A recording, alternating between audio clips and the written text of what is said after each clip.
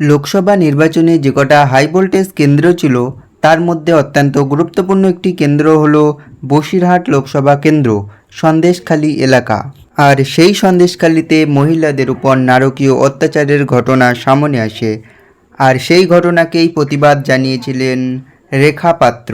এজন্যই পুরস্কার স্বরূপ বিজেপি রেখা পাত্রকে কিন্তু প্রার্থী করে বসিরহাট থেকে। রেখা পাত্র কিন্তু অত্যন্ত প্রতিবাদী একজন মুখ। তিনি কিন্তু ভোটের প্রচারে রাস্তায় রাস্তায় ঘুরেছেন, চায়ের দোকানেও গিয়েছেন ভোট প্রচারের জন্য।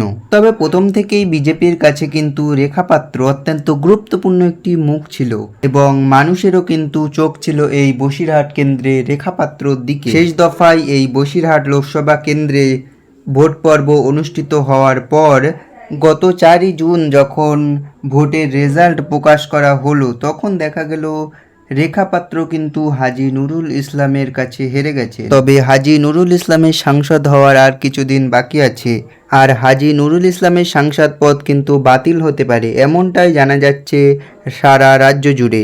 ইতিমধ্যেই শুভেন্দু অধিকারী কিন্তু ঘোষণা করে দিয়েছেন যে আইনে দেবাশিস ধরের প্রার্থী পদ বাতিল করা হয়েছিল, ঠিক সেই আইনেই হাজী নুরুল ইসলামের নমিনেশন বাতিল করা উচিত।